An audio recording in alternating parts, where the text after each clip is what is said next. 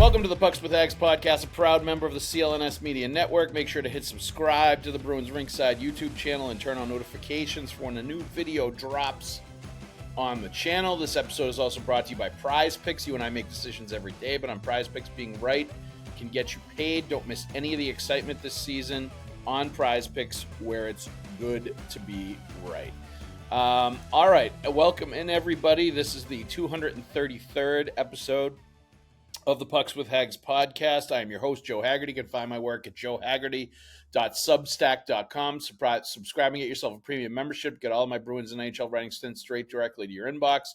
I also write columns for the Boston Sports Journal, so check out bostonsportsjournal.com for those, as well as a weekly Q&A I do with the subscribers at Boston Sports Journal. So get yourself a subscription to that site. Awesome coverage of all the four major pro sports teams at Greg Bedard's site. Greg Bedard, Mike Giardi, a cast of thousands of talented people over there. So check it out. Always good content on there. With me today, longtime friend and colleague, Mick Colageo. Mick, please tell everybody where they can find your work, my friend. Rink wrap to X and Facebook. Yes. Gotta get the licorice out of my mouth. Rink Wrap is on X and Facebook, and I'm in the key issues of Hockey News with the yearbook, and now we're actually beginning work on the Money Power. And if we can figure out how to put it on the platform, the articles that go in the annual Sports Museum's Tradition event program, I write the Bruins article for that for several years now, and just turned in my article on Tim Thomas, this year's Bruins honoree. Yep, great honoree. Like colorful character. Always enjoyed covering him. He always had opinions about stuff, and he was, a good guy. Great goaltender too. Certainly had his things, that As made him do. Yes, he was a goalie. There was no question about it. But when he was at his best, man, I still make the argument, Mick, that season when they won the cup and he won the Conn Smythe is the best season, a goalie season I've ever seen anybody have. Anybody. For my money, certainly since I've covered hockey and really since I've been alive. I think beginning to end, including the playoffs, the best goalie season I've ever seen from anybody. Criminal that he didn't get the Hart Trophy, honestly, and more consideration for it that season. It was a goalie version of Bobby Orr 69-70, in which Orr won the Hart, the Norris, and the Conn Smythe. And the Art Ross. Yep. I had him on my ballot. I know a lot of people didn't, because I want to say he finished fifth. He wasn't even a finalist, I believe, that year. I think he finished fifth. Yeah. But unless that was 09 when he won the Vezina the first time, this first of his two Vezinas in 08-09, he might have been fifth that year for the Hart. Yeah. But the fact that he wasn't a finalist for the Hart Trophy that season, given the year that he had, was a criminal in my mind. And the only aspect of that I find an upside to is that you have to give the credit somewhere, and let it not be said that the Bruins goalied their way to the Stanley Cup. They were not a Stanley Cup team, and I thought they proved that they were a Stanley Cup caliber team by going back and having that great series against Chicago in 2013. Yep, and no, for sure, but they didn't win that series either. And they never won another cup again without Tim Thomas. Mitigating circumstances. Yep, but you know what I mean. Chicago team too. Yep, but they didn't win another cup with as I love Tuukka. I think Tuukka's a great goalie too, but there was something different about Tim Thomas, especially in those clutch situations, especially in that season. Rise to the occasion. That was a little different, and I think that was a sliver of a difference between those two. Definitely circumstances were a part of it. I don't think they were going to win in 2013 either way. They lost to a better team, and there's no shame in that. Chicago Blackhawks were a wagon. They were, but I didn't like how they lost. I thought that the Frolik hit on Bergeron, the late hit that set off Bergeron's string of catastrophic injuries that really took his effectiveness out of that series and really threw an asterisk into it for me. And that was a hit from behind, and it was after the whistle.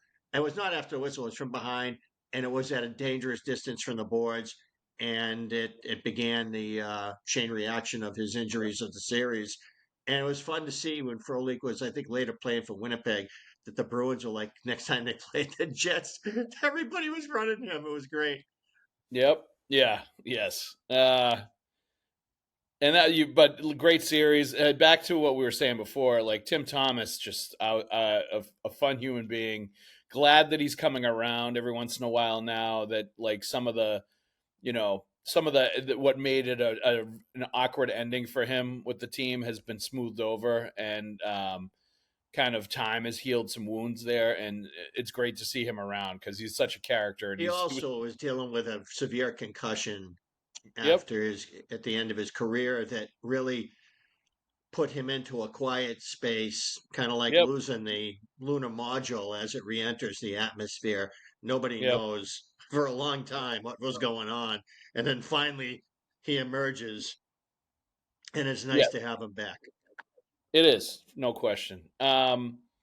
All right, so let's get to and make sure you go to the tradition if you can, Bruins fans, sports fans in general, Boston fans, because awesome event put on by the Garden folks every single year, and always has star-studded Boston legends, great discussion, Mick's involved with it as well, doing the write-ups, outstanding stuff. The Um, Sports Museum also does some great work yeah, with children in the city and anti-bullying education and campaigns. there you go. Awesome to add that, Mick, for sure. I love Dick Johnson and the New England Sports, Boston Sports Museum, New England Sports Museum, right? It's just the Sports Museum these Sports days. Museum. And they Okay. do at large, in addition to honoring a former Bruin, Red Sox, Patriot, Celtic every year, they have at large athletes too. I mean, they've had Layla Yep. Ali, the daughter of Muhammad Ali. They've had the race car driver Richard Petty. Man, the hat he wore. Martina Navratilova. There's been a lot of uh, great sports figures who have been on the TD Garden floor at this event, meeting and greeting with you know the people. Oh yeah. And people donate a lot of money to go to this event, and they give the restaurateurs from around town have hors d'oeuvres on the floor and a bar at each end, and a lot of silent auction stuff, great memorabilia, and opportunities to meet a lot of people who are there to support these people. So not only do you get their honoree, you get the presenter of that person. Like when Brad Park was recently honored, Jerry Cheevers was there, which for me was hilarious. I mean, Jerry Cheevers my favorite player of all time, any sport, any era, any team. Yep. So that was a thrill reconnecting with him. Oh yeah. Oh, those guys are characters. It's fun to hang out with them for sure. So check all of that out. At this point, like we might as well start talking about the Bruins, even though we probably don't want to, or I don't even know if fans want to talk about them right now, because it's frustrating. I think for fans, for sure. I think there's definitely I sensed a little bit of frustration last night for sure. Even at this early juncture of the season, even after a pretty promising start in the first three games. Bruins won their first three games of the year. Now they've lost five in a row, most of them to really good teams. They definitely could use an easy game or two coming up, I think, that where they can break the slide and get some points. But the other part of it, though, Mick, and I was asking this question of a lot of like I asked Marco, I asked Pasta, a few of the guys last night. It's like the one goal losses against really good teams, to me, it's like a little bit of both, right? It's a little bit of like discouraging, and it should be a little encouraging as well. They're playing good hockey.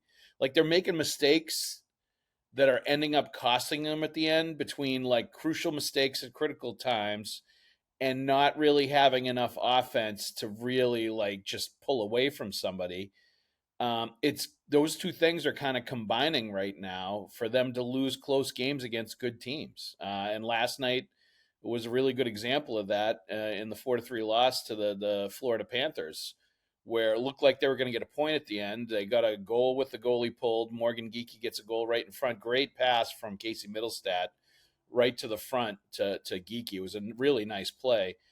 But then they give it right back, and they've shown a propensity for that too, Meg. That's part of the mistakes that they've made is they've shown a real propensity for giving up goals right after they score and just sort of letting up just after they score a little bit and sort of losing focus for a minute and then letting the other team, who you know is going to come right back at you as hard as they can in those moments, letting them storm right back and score as well, which we all know that's a sign of a team that needs to mature a little bit and needs to sort of like, get a little bit more of a level-headed mindset about things rather than losing focus at instances, critical points in games. So I guess I would ask you, because I take a little bit of both from it. Like I obviously losing 5 in a row is never good. Obviously, you could sense a little bit of frustration, especially in an emotional game. Marchand's return last night, given where they are and that they haven't had results in a while.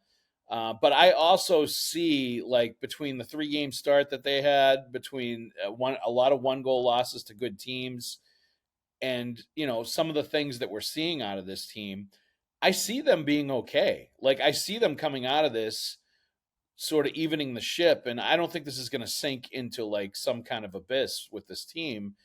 I think they will pull out of this, and I think that there will be pockets where they're going to play really good hockey this year based on what I've seen, and I still think they're going to be right in it for a playoff spot at the end based on what I'm seeing now.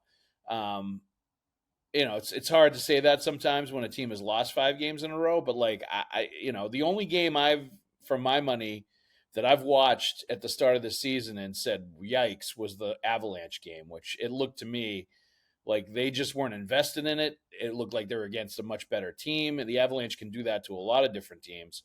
But aside from that, like, I've liked what I've seen most nights. It's a flawed team, but it's a team that tries really hard and is going to win their share of games. I thought that the Panthers would be more clinical than they were last night.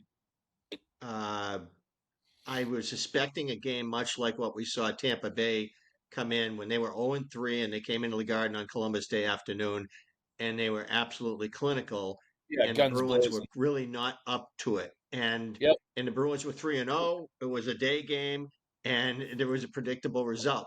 This game here was much more chaotic. Maybe it was because of the emotions. Maybe it's because the Panthers have some real problems right now that they haven't figured out with the when it starts with missing Barkov, and then you have other injuries as well that are significant, and um, and so this team came in having played 4 road games and having lost them all in regulation. So this game was a little like George Foreman and Ron Lyle just absolutely throwing haymakers for 5 rounds, and somebody wasn't going to get up sooner or later from the knockdowns that were going both ways. If you ever get a chance to see that on YouTube and you like boxing, man, oh man, uh, it's right up there with Hagler Hearns. But the this game last night, uh, it really looked like the Bruins had turned that corner to be competitive. But as you noted, when they're playing teams that can take advantage of weaknesses, whether it's in how you play a situation that is something you can grow from with the same personnel, or significant injury like Hampus Lindholm off your Yep. left side, Yep. that's a problem for this team Yep. right now. And to see where the Hampus Lindholm situation goes, I received a text from a friend this morning that said Hampus Lindholm is injured. Expect an update today. Now, uh, yeah, and like on one hand, no crap, Sherlock. On the other hand, uh, he talks to people that seem to know things. I don't know where he finds them, but so I hope we're not going to get some news today that isn't very good. Yeah. And the Well, Bruins initially said it's not related to the repaired kneecap. yeah. We'll find out more, I suppose. Yep. Yeah, I think it was a warning sign that he didn't play in that game yesterday. Like, that was not a good sign at all. That and I as much as you say it's not related, I think that everybody casts kind of a dubious eye at that until proven otherwise. You're gonna, if you're at all skeptical about like injuries and truth telling that teams have, and they're usually not completely upfront, especially in situations like this about what's going on with an injury. Like, you've kind of wondered the whole time, like whether this had something to do with the previous injury and whether they're related. And the fact that it's been nagging and ongoing, and now he's not playing when you think he's going to play, and he's a game time decision, and wasn't playing back to back. Like there's a lot going on right now that is just red flags for me all over the place with him, with the injury he had last year, which we know, like Kevin Miller in the past, right? Like had kneecap issues and really was never the same player again, and had a lot of issues. He re-broke a kneecap in an opposite direction like this, and which is Yep. unbelievable. And Yep. so that guy, ironically, a concussion ended his career. But Yes.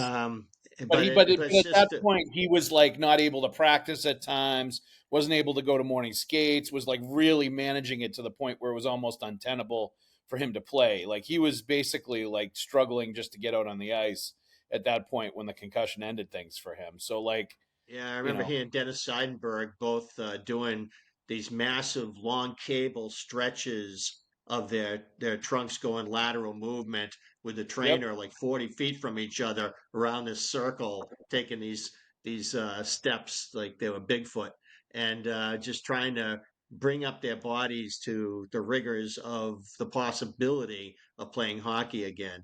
And it didn't work out for them that particular season, and I don't think either player was ever the same after their catastrophic knee injuries. No, definitely not. So like there's legitimate concerns about all of that with Hampus Lindholm right now. And I didn't mention him, but I'm glad you did, because I think that is a big part of this whole equation, is him me missing right now and him not being a presence. And that is continuing to ask more of others than perhaps they're capable of. And I think we see that. In that, I think we have to talk about it, Mick, in that loss last night. And, at points this season, I think he's been okay. But Mason Lohrei was a big time issue last night. Like, there's no getting around it. Like, it was a bad game for him. And it was what we've seen at times. He is just not strong enough on his stick in the D zone at times.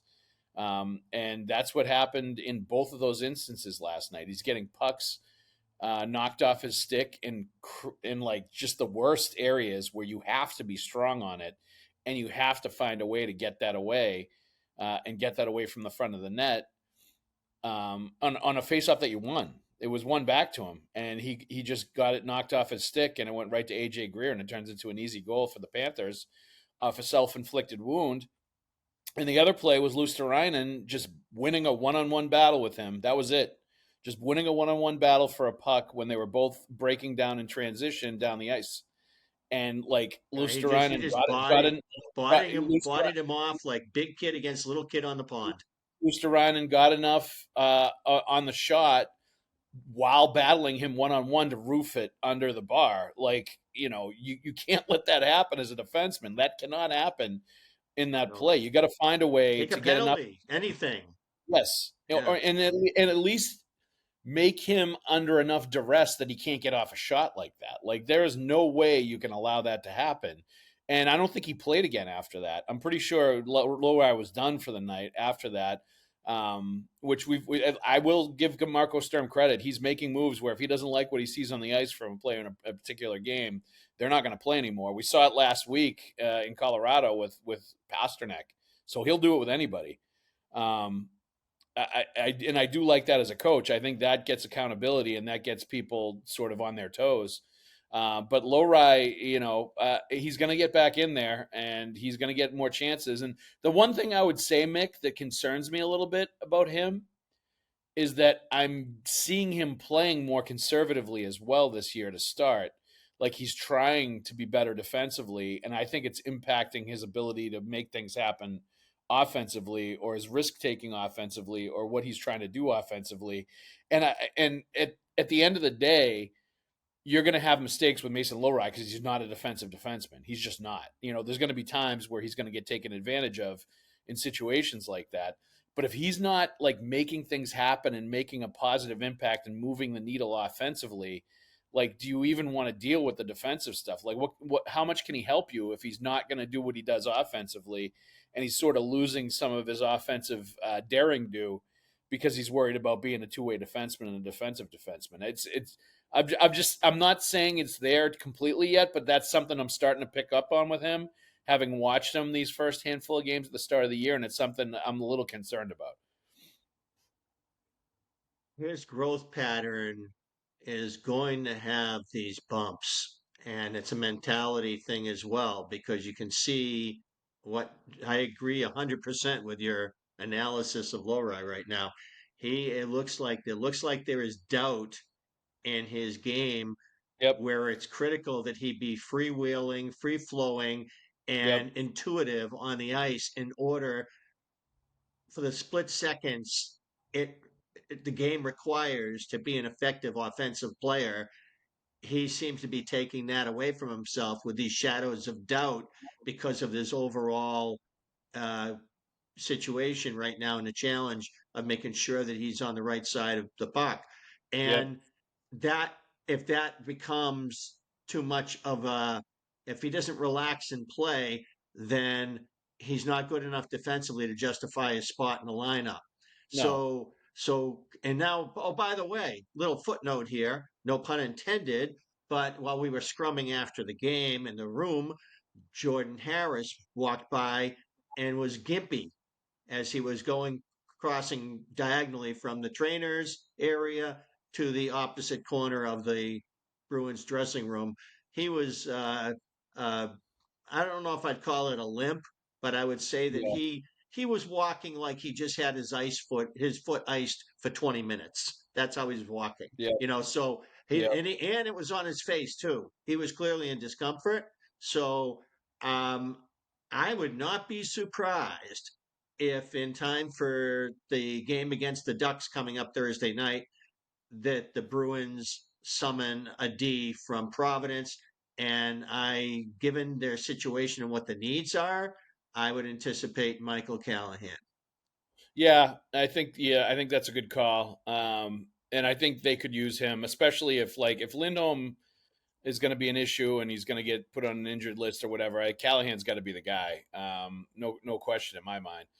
Um, and that Lowry's going to have to be better if he's got to figure it out. And I'm glad you're seeing what I'm seeing, because it's definitely something I'm watching. And there's been a few times now where I'm just like, he doesn't look like he's as freewheeling with it offensively as he was before, and he does not look like if he's playing as bold as he did before. And like, he's not going to stay in the league if he doesn't play that way, because that's his strength. Like, that's what he does best. He has to continue to have that mentality that he's attacking with the puck and he's attacking offensively, because he's just not good enough defensively to justify him being in there if he's not going to produce offensively, and he's not going to be a guy that really pushes the envelope and makes things happen. Like, he's got to stick with what like makes him stand out at the NHL level, and it's definitely the skill level in the offensive side of the puck. There's no doubt about that. May I throw So this into the team context? The Bruins, as you've already noted earlier in our discussion, are a team that needs to play with defense, solid defense, great goaltending, structure, because they're yep, not going to score enough goals to survive certain kinds of fixable mistakes. Right yep, now, Lohrei's not giving them what they wanted offensively that predicates his deal, his 2 year 3.4, uh, yep, and AAV. And so, and it was predicated on him being protected by third pairing matchups, which is not the case. He's been playing primarily as Charlie McAvoy's partner on the number one pairing. yep. And the vulnerability that comes with that, especially with such an active player as McAvoy, and so if you don't get the good and you get in the bad, what you have is one more chink in the armor of a team that cannot afford, has to put a very hard cap on how much vulnerability it has in these ways when you're not going to score a lot of goals or you're not going to have a lot of scoring depth. And so this is part of it right now for the Bruins, even in a game where there's a lot of effort, a lot of focus, a lot of compete. This is there. It's one of the things that they have to address sooner or later before they really lose ground. Yep, agreed. And let's also address our sponsors. Let's take a break and address our sponsors on this show. Prize Picks is the largest daily fantasy sports platform in North America and the easiest and most exciting way to play daily fantasy sports. Join over 10 million users and get started today. Instead of battling thousands of other players that could be pros or sharks, you simply pick more or less than on 2 to 6 player stat projections and you watch the winnings roll right in. It's fun and it is super duper simple. Prize Picks also offers injury reboots. If one of your players leaves the game in the first half and doesn't return, Prize Picks won't count it as a loss. You can win up to 2,000 times your money on Prize Picks. They also offer Venmo, MasterCard, and Apple Pay for quick and easy deposits into your account this sports season. Our picks for this week are Dylan Larkin, more than 1.5 shots on net, Jack Hughes, more than 2.5 shots on net, and Cole Caulfield, more than 0.5 goals. Download the Prize Picks app today and use the code CLNS to get $50 in lineups after you play your first $5 lineup. That's code CLNS to get $50 in lineups after you play your first $5 lineup. Prize Picks, where it's good to be right. I also want to thank everybody for listening to this episode of the Pucks with Haggs podcast. We ask that you subscribe to the podcast, like and leave a review. And for those watching the show on CLNS and enjoying all this hockey talk, go ahead and hit that like button and subscribe to the Bruins Rinkside YouTube channel, where you can find our show and a lot of other great Bruins content with fellow Bruins talkers like Conor Ryan and Evan Marinofski. There's also the CLNS Media Network and Celtics All Access on CLNS, NBA History Channel, Patriots Press Pass, and the Bruins Rinkside YouTube channels as well. And please make sure to turn on your notifications so you know the instant a new Pucks with Haggs podcast video drops on the interwebs. All right. Some other stuff going on here, Mick. Casey Middlestat scratched the last game of the road trip in Utah. Comes back into the lineup, gets a couple of assists in that game that lost last night to Florida. I thought he played well. He had directly set up Pavel Zacha for a goal as well. I think offensively he did exactly what you're looking for. Made some really crafty, smart passes to set up goals. And the one at the end, that was a ton of poise and confidence to make that play. With the goalie pulled in that situation to get the puck to Morgan Geekie, who obviously can finish at the front of the net. But I know you also took issue with his line with Zacha and Arvidsson being out there right after they scored, and they end up giving up the game-winning goal. And I don't disagree with you. I definitely think there's an issue here where they're giving up goals and not getting stops right after they score. And if I'm looking for a defensive stop from a line, that might be the last line I would put out on the ice in that kind of a situation. But your thoughts? I bit my tongue last night in the post game. I really didn't want to throw that at Marco Sturm. Um, I could see that he wanted to give them a chance to win the game. And you know what? He's got to coach intuitively. He's got the people, he's got the relationships. He's trying to get the best out of players. He's trying to instill confidence. But the Panthers, prior to the horrible deflection off of Andrew Peak, blew right through the Bruins up the ice way too easy. And Yep. and I had a real problem with that line being out there. And there were times in that last night that I saw the configurations of forecheck and all that Zacha started the night on the line chart as the centerman, but then it was times when Middlestat was playing a position and not Zacha. They were sort of letting it go as it needed to as the game unfolded, and in terms of where they were on the ice and how they were playing their spots. And it was Middlestat's best game as a Bruin, but I really had a problem with them being the line that was going to get them the point once they had the game tied. I had a real problem with that. I hadn't really noticed on the stat sheet that you pointed out, Fraser Minton only got 7 minutes. Yep. That line did And I not play thought he a lot. played. I thought he played his game. When I saw him out there, I thought he did good Fraser Minton stuff. But yeah, I mean, there's definitely a waning sense of confidence right now from Sturm in that trio. Isamont and Jeannot are around 9 minutes each. So not sure what's going on there. Minton was 4-2 on the dot. But I thought from what the shifts that I saw, I thought he played a version of himself. And I certainly would have considered him being one of the guys out there when they tied that game up to make sure they got their point. And Yeah, that didn't happen. no, and that's Or a double legit second Lindholm. guess.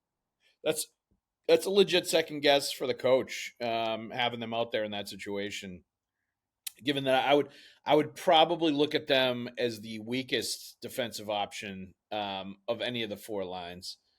Um, I haven't had a ton of issues with Minton and Isamont and Janot defensively. They're not consistently generating the offense you would probably like. For a third line, they've had moments. Obviously, Janot's got a couple of goals where he's crashed the net and gotten rebounds. Minton had the overtime game winner in the home opener, but offensively, I don't know that they've given you everything that you need at this point. But like defensively, I don't think they've been a liability by any means, and I don't think they've been an issue. Um, it is interesting that how much trust that Marco Sturm has developed with Sean Corrali and with Kostelic and whoever's playing with them. Seems like they're definitely almost becoming the third line now that is being trusted to be a checking line, to play a lot. And that's great because I think they deserve it. They've played really well and they've been, consistently one of their best lines every night. But I also think, I do think you got to get up to double digits with the other forwards where they're at least getting closer to 10 minutes with Janot and Isamont. Like Isamont to me has not been that noticeable lately.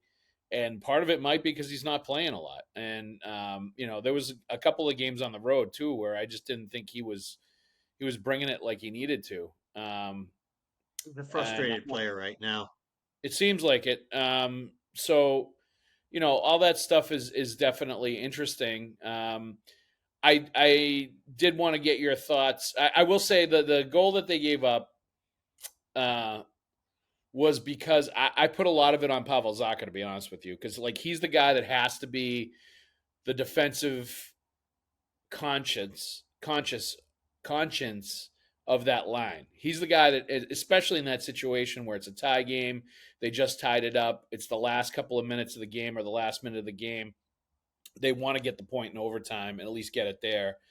And you got to sort of hold on. Like we see teams do that a lot now, Mick, in the last few minutes of a game where they're just holding on and playing conservatively and getting the point, and then they'll Katie bar the door in overtime and just let it things go because it's 3-on-3. And there was a play where Arvidsson was getting the puck to the net, or Middlestat, I forget which one it was, that threw the puck across ice, and Zacha was cutting to the net and really like going for broke, trying to like get a redirect or score the goal there, and he missed and ends up stuck way down low in the offensive end and is not able to get back defensively. And you can see the instant in transition where Charlie McAvoy was left in no man's land trying to cover two guys, and it was basically a jailbreak by the Panthers going down the other end of the ice, The other and two that guys don't have turned the switch recovery speed.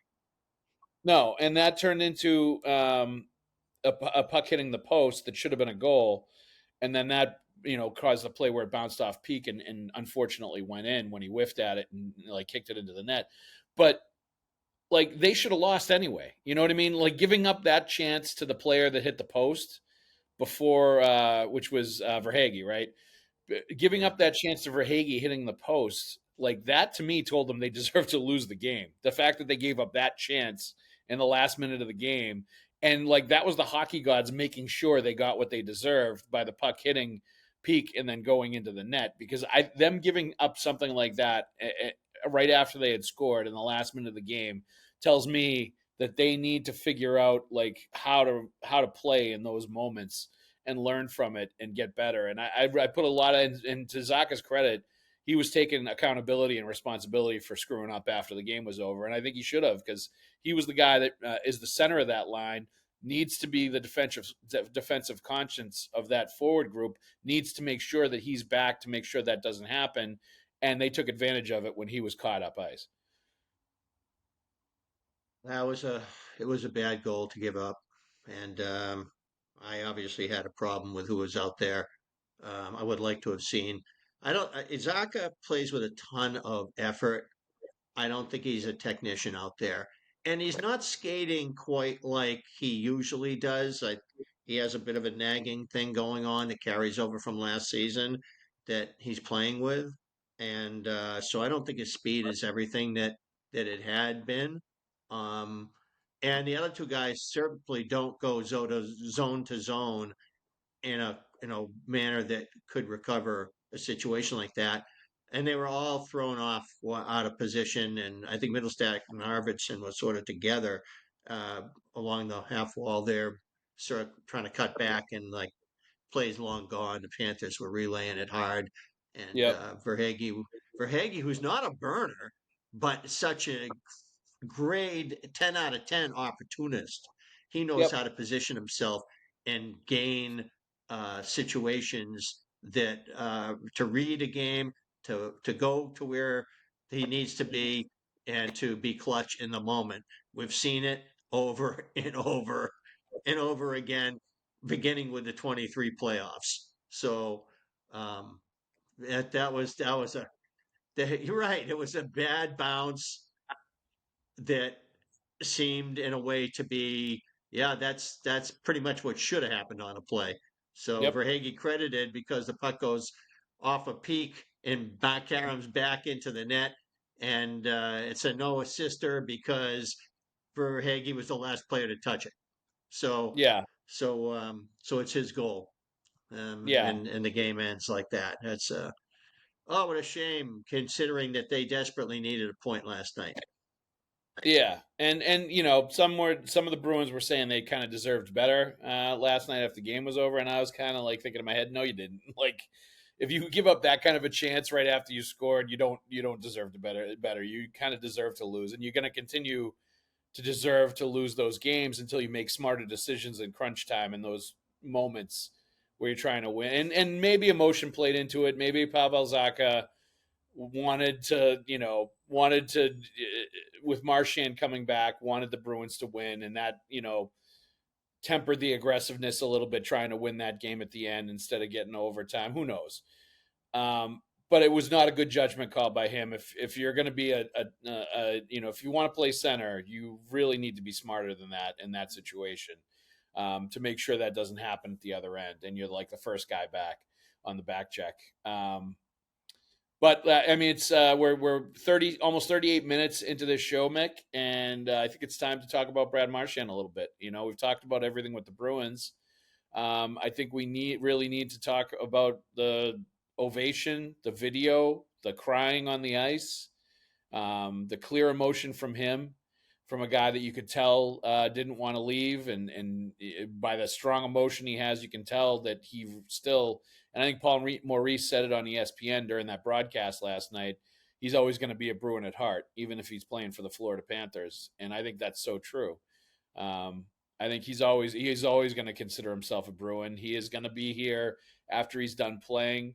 He is always going to be a legend and a fan favorite. He is always going to be considered one of the all-time greats here. And nothing he does with the Panthers is going to change that with anybody here. And that was the longest ovation I can ever remember a player getting that was returning here in their first game at the Garden. Super well deserved. Great moment, great hockey moment. One of those things we'll remember for a long time and will be part of his sort of greatest hits package when you think about him when his career is over and he's going to the Hall of Fame. But just your thoughts on everything. And on top of that, Mick, he assisted on the first goal of the game and then threw that pass to Verhage that ended up getting the game-winning goal there at the end. And, I was impressed. Like, sometimes he's a player that can get overcome by the emotion and can do emotional things and kind of lose control a little bit in those kind of moments in games and things like that. I thought he just played a great game last night and kept it all in check, made sure he enjoyed the moment, made sure he fully appreciated everything that was happening, had the emotional reaction that, was just showing everybody his heart on his sleeve, and then just played a great game on top of it with his team winning and kind of making his final point, like, maybe you guys should have kept me. And I think at the end of the day, the Bruins made a mistake, and I'm going to continue to say that. Like, not signing him, letting him go somewhere else. It was good for him. It's definitely good for the end chapters of his career. He's in a much better place in Florida, given what kind of competitor is and what kind of player he is, than sort of retooling here in Boston. And I think that was hard for him to be the leader of that team when he was such a competitive guy, when he knew they were going to be losing games and not quite as good as they used to be. So selfishly for him, it's much better for him in Florida. But I think the Bruins, like, I just think you never get rid of guys that compete like that and have the caliber of player that he is. So I always am going to think it was a mistake to trade him. But, and I think last night kind of underscored that again, based on how much the fans love him, based on how much he still has in the tank, and based on him coming in and getting the last laugh. He sure did. And I think back to the last time he, famously was in tears on TD Garden Ice was June 12th, 2019, watching the Yep. Blues, one knee, watching the Blues celebrate. And I'm sure a lot of his detractors and enemies and fans that don't like him uh, were really enjoying that. And so for me, this response from the crowd and his response to them, not only emotionally, but with the hockey he played last night, really was a great send off. He impacted the game. He did it right away, and he did it at the Yep. end. A bookend, primary assist, as far as I'm concerned. The last one won't be in the books because it required the crazy deflection off the post and off of Andrew Peak. But nonetheless, it was Marchand making the play at the beginning of the game, making the play at the end of the game, and the bookends for an emotional night for him to reunite with his fan base, which is largely here in Boston. And they appreciate the Bruins. Boston fans love a gamer. They love a guy who pours his guts out on the ice, and that's what Brad Marchand always did. He didn't hold back. He wasn't stoic. He was emotional, stupid emotional at times. He was funny emotional at times, and sad emotional at 19. And last night, I thought brought it all together. He's a guy who never held back himself from he let Boston see him at his best, his worst, and everything in between, and never left in any kind of shroud of mystery, any guessing. Wonderful captain of this team for the short time that he wore the C, and a wonderful career. And 63 certainly belongs in the rafters, and his name in the Hall of Fame when those times come. Absolutely. And I made a mistake. That was not him on the game-winning goal. That was Marchand on the goal before that gave him the go-ahead goal in the third period, that Luosterainen play. That's what I was thinking of, where he threw the puck ahead to. That's right. He was the one who sprung Luosterainen. Yeah. Yes. Yeah, that was Bennett That Verhage, was the and one I thought was going to be the game-winning goal. yes, I think all exactly. the sports writers with our laptops upstairs looking down on this game was thinking, okay, that's it. Yeah, that was the storybook ending for Marchand right there, for sure. That was the All right. one. Anything but like congrats Marshy on a great return. Like, it was really fun watching that last night. I definitely, like anybody that was watching that, I think got swept up in the feeling and the emotion of it. Because we've known him for a long time, and I felt so good for him to get what I'm sure he really wanted, was that ovation from the fans. So meaningful to him, obviously, and you could see it. Anything else, Mick, that you are thinking about rolling around upstairs based on what you've seen during the 5-game losing streak and just from the Bruins overall to this point? Well, I think they played the last two games with great resolution. I do find it a little disheartening that they had a lead in Utah and they could not. Their whole season is predicated on being able to take the Utah situation and get 2 points out of it. Yep. And they got beat by players who were better than they were when it mattered most. And Yep. and this team has to decide. This is Don Sweeney kind of a question. Do we have in our room right now, on our bench right now, on the ice right now, what it's going to take for us to continue getting better? The theories, I think that you can devise. You're bringing in so much change. You're bringing in a new coach who's put in a man defense. The first fundamental departure from the Claude Julien installed zone of 2007 that calmed the game, that Bruce Cassidy tweaked, that Jim Montgomery tweaked, and now Marco Sturm is coming in and saying, here's how we're going to play. And you got so many new guys that it's all new. It's all new. And adrenaline got you 3 wins. And, you know, a really good team came in and took the first one, and then you threw a couple crappers in there, and now you're playing hard, and your mistakes are catching up to you. And some of it's Yep. personnel related, some of it's a learning curve.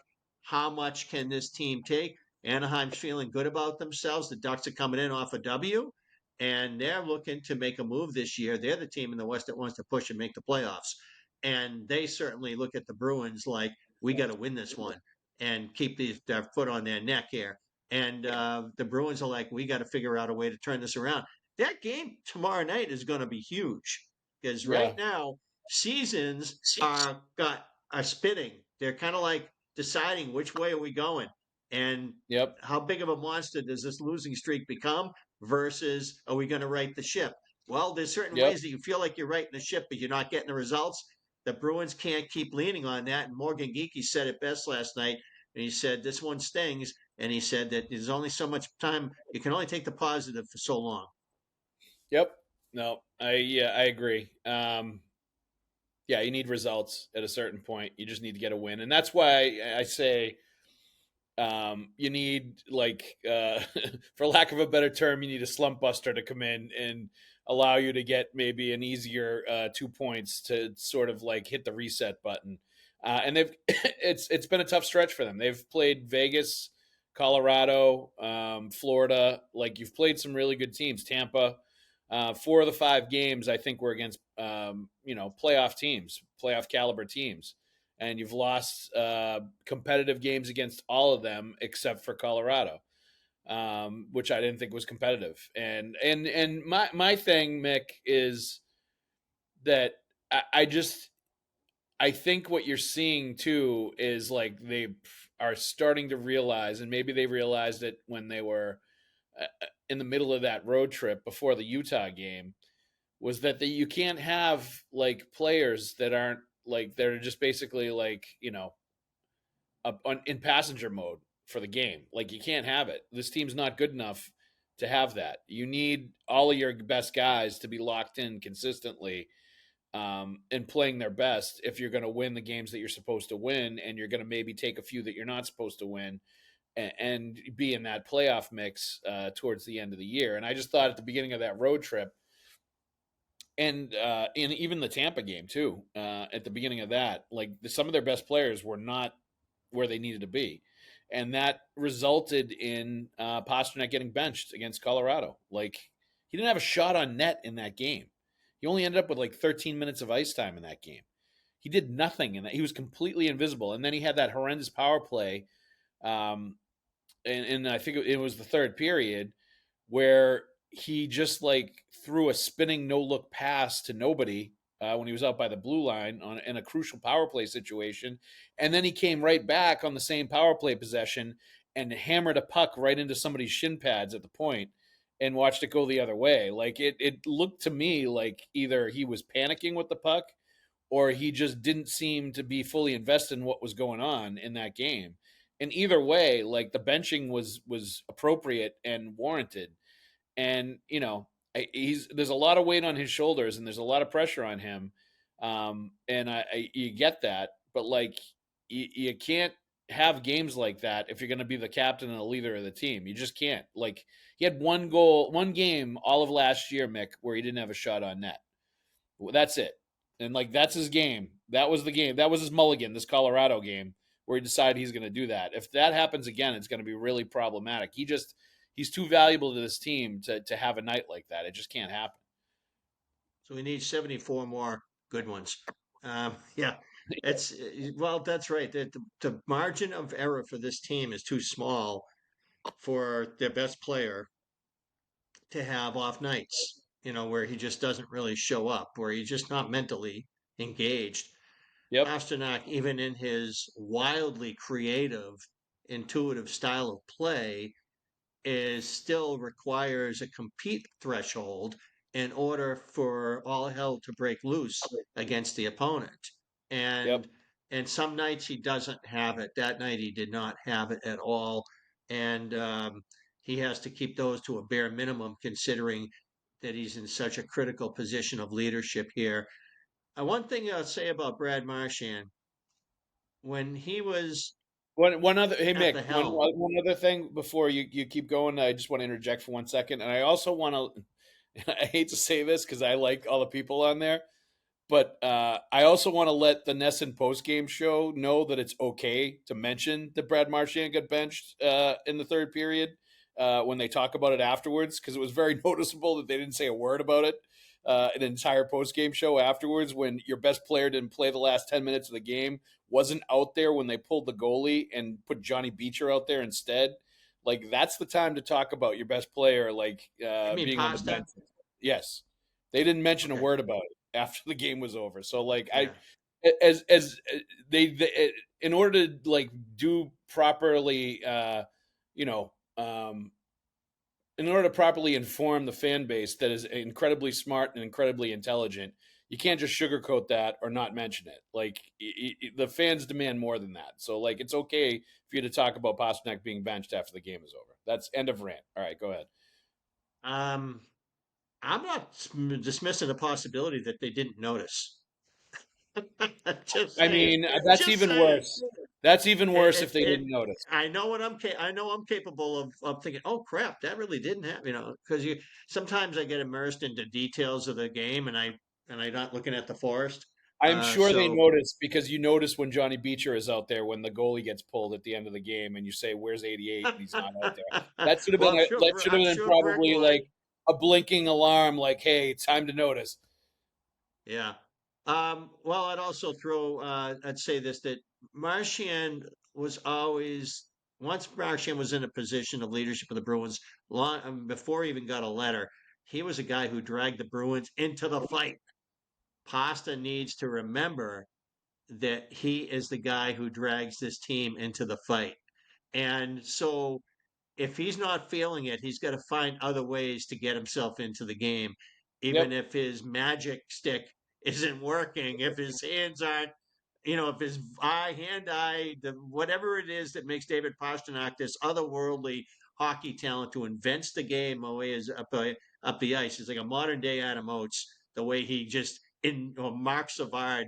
He's one of these savants who actually invents hockey on his way to up yep. the ice.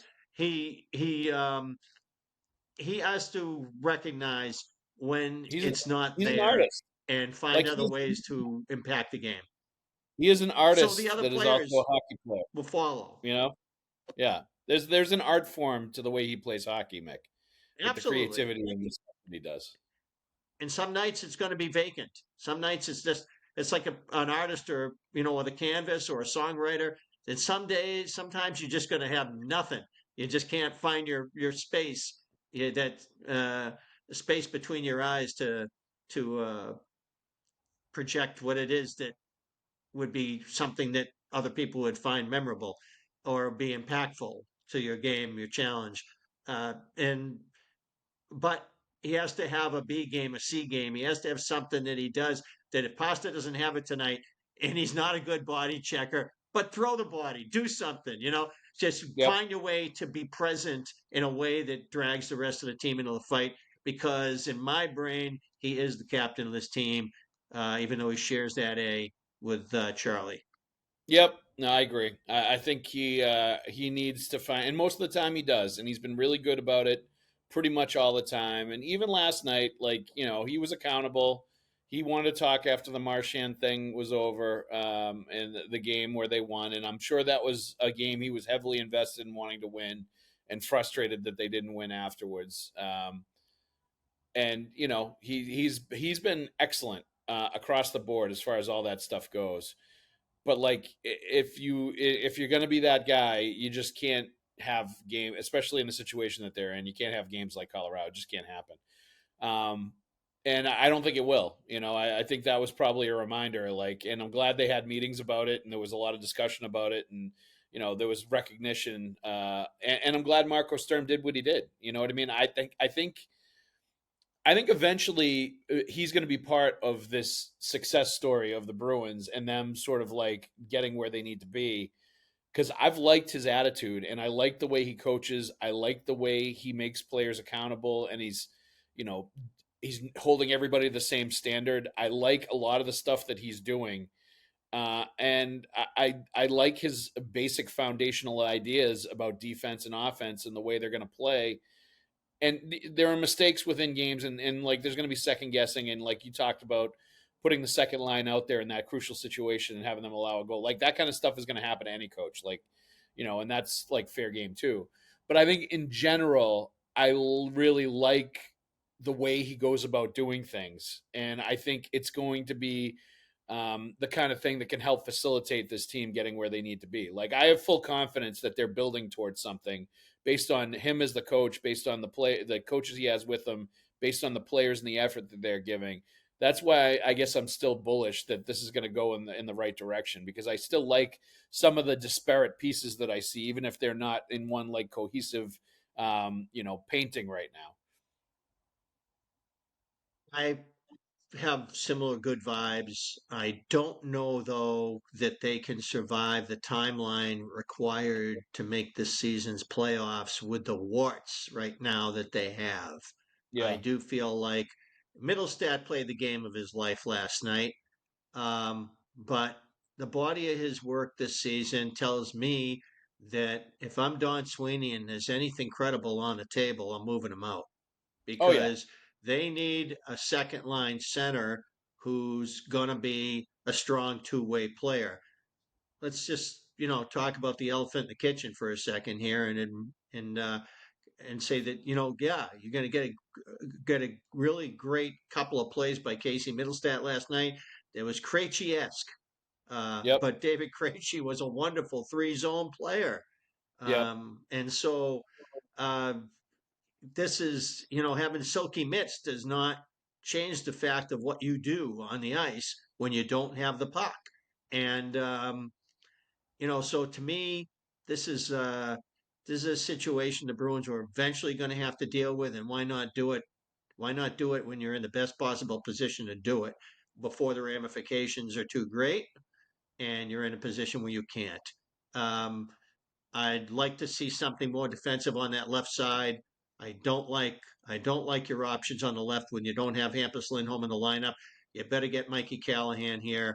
You got to get somebody here who can play a sturdy two-way game and throw a big body around and play with structure and win 50-50s or at least neutralize people where you need to. Um, the curve of playing man, we saw Yoki Haru high in the D zone get picked off like a basketball player trying to chase somebody around. I hadn't seen a Bruin defenseman chasing somebody that high in the zone since Nick Boynton played for this team. And it's a totally a systemic change in how they play, and there's a curve that goes with it. And so here's a savvy veteran like Yoki Haru who's reduced to a terrible situation where he's completely picked off, and it was not a moving pick either. It was completely legal what happened, and so you wind up getting scored on in situations like this. The Bruins have to look at their leaks. This would be the perfect time, ideologically, for the Bruins to be going to the Claude Julien zone D rather than trying to play man, which is an ambitious style. And maybe when this whole machine starts working the way it's supposed to, and the glitches are marginalized to an effect, and you unlock a five-man attack, that this is going to be a beautiful thing. Uh, right now, I don't see them outrunning the Sun. I think that they have to get some structure and control over what they're doing here, or at least get the players in here that can play it. in order to keep them in the games that, and I don't mean Yorkie Haru. I mean Yeah. that if that's how you're going to play, then that's what's going to happen from time to time. I like Yep. him where he is, but that left side needs help. Yeah, no doubt about it. All right, Mick, I think we've properly wrapped this up. Thank you very much for joining us. Let's also thank our sponsors. This episode is brought to you by Prize Picks. You and I make decisions every day, but on Prize Picks, being right can get you paid. Don't miss any of the excitement this season on Prize Picks, where it's good to be right. Welcome and thank you for listening to the Pucks with Haggs podcast, a proud member of the CLNS Media Network. Make sure to hit subscribe to the Bruins Ringside YouTube channel and turn on notifications for when a new video drops on the channel. Mick Colageo, thank you very much for joining us. Pleasure always, Joe. Everybody else out there, thank you very much for listening, for commenting, for interacting. We'll see you at the rink.